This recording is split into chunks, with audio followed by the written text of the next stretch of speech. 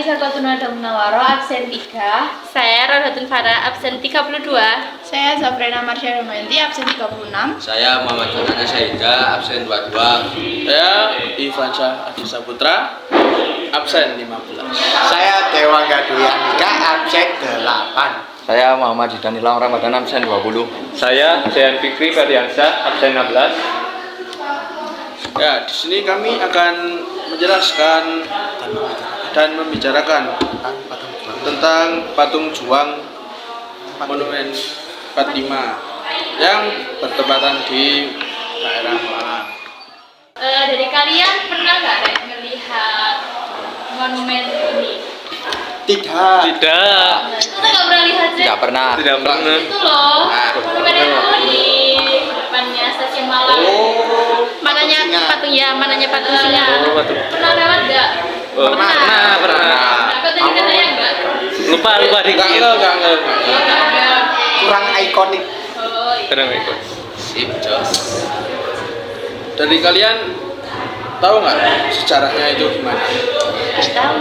Nah, katanya ya, monumen juang ini dibuat untuk simbol perjuangan rakyat Malang dalam melawan para penjajah. Selain itu, monumen ini juga dibuat untuk mengenang sejarah perlawanan bangsa Indonesia dan perjuangan arek-arek Malang dalam mempertahankan kemerdekaan negara Indonesia pada tahun 17 Agustus 1945.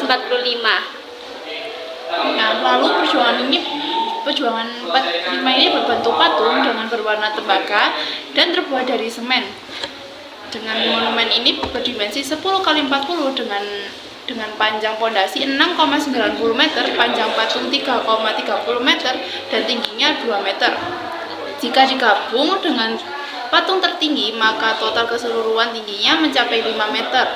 Bangunan ini berada di atas kolam dengan beberapa air mancur di sekelilingnya. Terdapat 8 pagar di bagian tepi sebagai simbol budaya Jawa. Sementara di sisi kolam terdapat monumen bunga teratai yang mengelilingi kolam tersebut. Oh, gitu ya. Jadi begitu. Masa itu aja sih? Selain menyebutnya dengan Monumen Juang 45, mereka juga menyebutkan dengan Patung Buto. Itu kenapa kok disebut patung buto?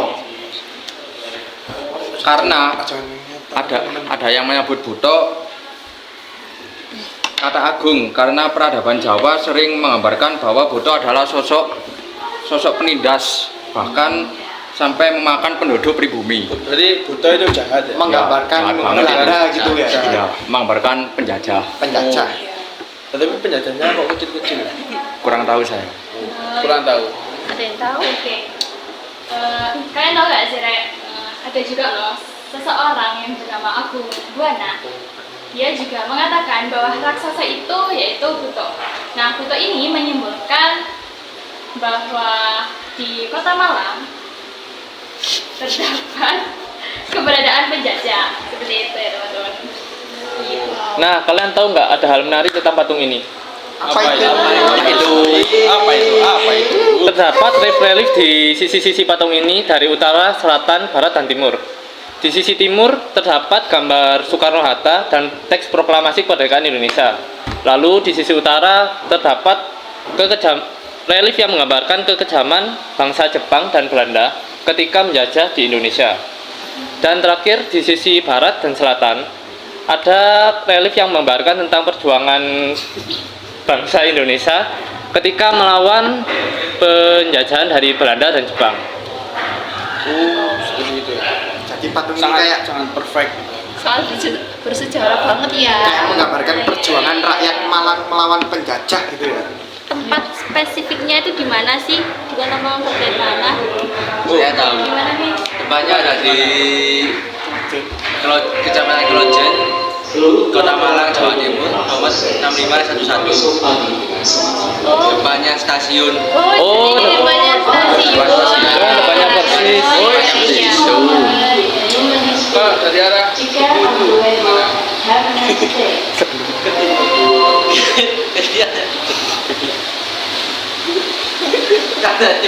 Dari sebelumnya ya? Ya. Oke.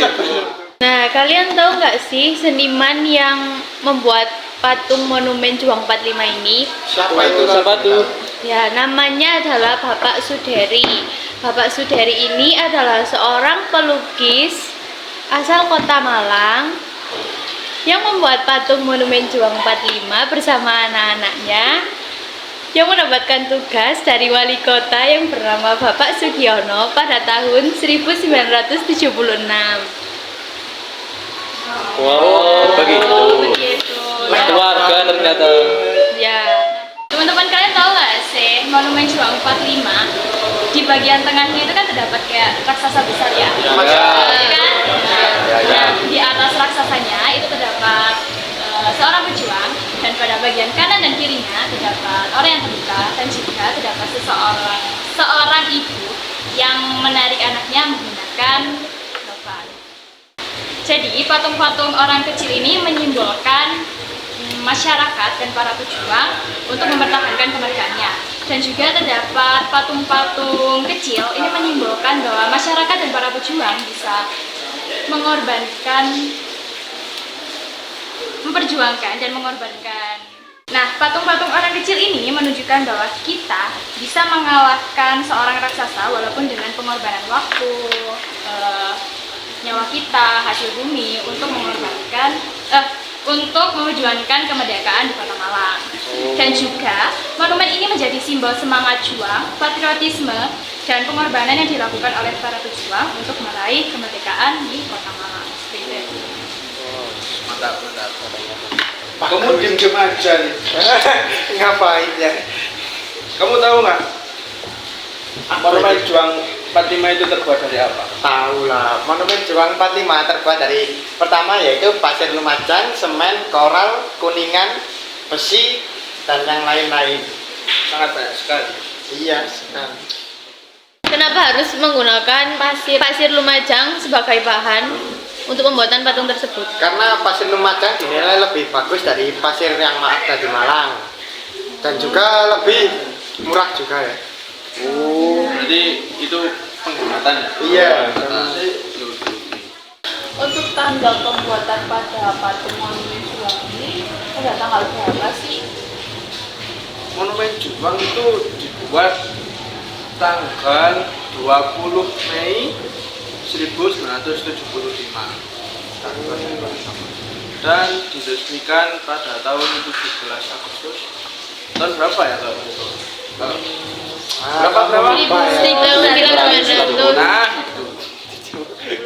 Baik, usai sudah podcast pada hari ini. Sekian, terima kasih. Wassalamualaikum Wassalamualaikum